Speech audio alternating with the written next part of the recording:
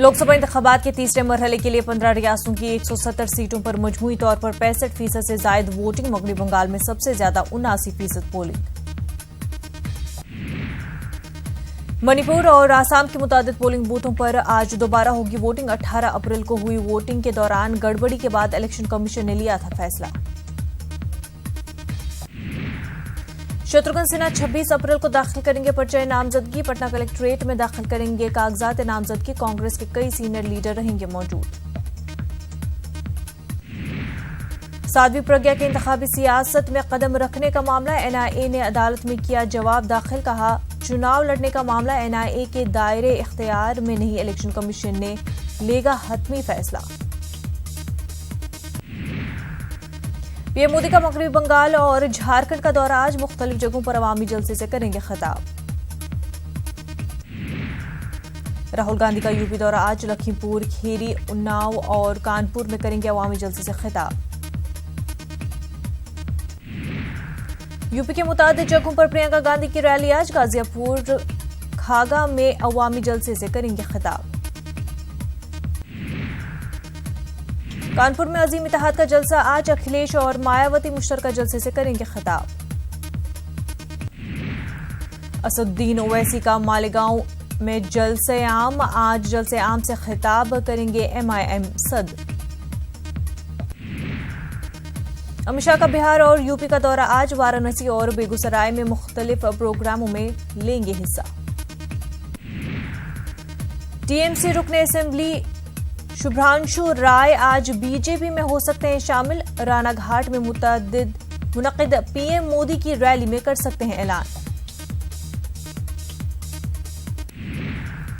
जिनसी हरासानी के इल्जाम में आज चीफ जस्टिस रंजन गोगोई के खिलाफ सुप्रीम कोर्ट में सुनवाई। सीजेआई रंजन गोगोई की तरफदारी करने वाले वकील को जारी किया गया नोटिस।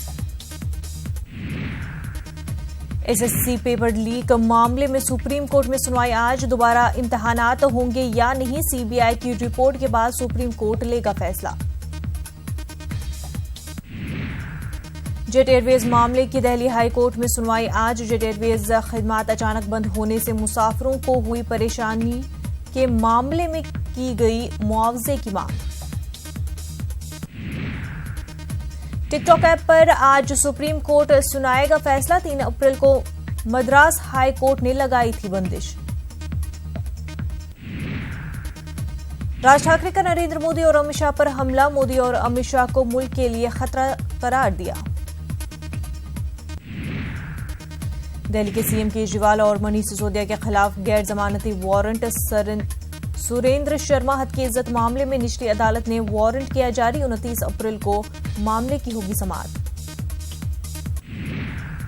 अतीक अहमद को अहमदाबाद जेल किया जाएगा मुंतकिल। सुप्रीम कोर्ट ने यूपी हुकूमत को दी हिदायत। अभी नैनी जेल में बंद है अतीक अहमद।